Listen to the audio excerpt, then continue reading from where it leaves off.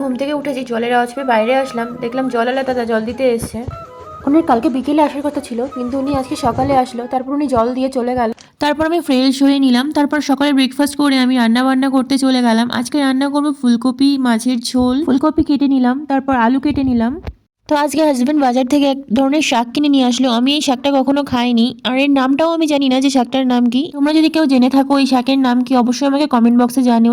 আর এদিকে তেমন একটা শাকসবজি পাওয়া যায় না, তাও অনেক খোঁজার পরে শাকটাও পেয়েছি, তাই ও নিয়ে এসছে।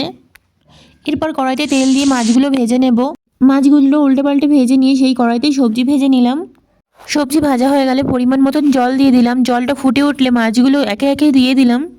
অন্যদিকে বসেছিলাম ভাত, তো ভাতটা আলগা করে দেখলাম হয়ে গেছে কিনা। ভাতের জল ফুটে উঠলে ভাতটা উপর দিয়ে দিলাম। গাইজ, আজকে ভাত উপর দিতে গিয়ে মায়ের ভোগে চলে যাচ্ছিলাম আর একটু হলে, কিন্তু কপাল ভালো থাকায় মায়ের ভোগে এত শিগগিরই গেলাম না। সেই আনন্দে কড়াই থেকে তরকারিটা নামিয়ে নিলাম। নামিয়ে নিয়ে সবাই যেরকম ঢং করে করে একটু দেখায়, আমিও তোমাদের সামনে একটু ঢং করে করে দেখালাম, দেখো। এরপর আমার বর একটু লেবু ঝুলে খাই দিচ্ছিল আর বলছিল, তুমি এত কষ্ট করে মায়ের ভোগ থেকে ফিরে এসছো, তুমি লেবু খেয়ে গায়ে পুষ্টি বাড়াও আর আমার টাকা ধ্বংস করো। আমি তাকে অনেক মানা করছিলাম যে আমি আর খাবো না, আমি খাবো না, আমি আর তোমার টাকা ধ্বংস করতে চাই না, তাও সে আমার কোনো কথা শুনলো না। এরপর আমার মনে যত দুঃখ ছিল সব কড়াইয়ের মধ্যে দিয়ে শাকটাকে কমপ্লিটলি ভেজে ফেললাম। তারপর রান্না বান্না শেষ করে সমস্ত কাজ গুছিয়ে খেতে বসে পড়লাম।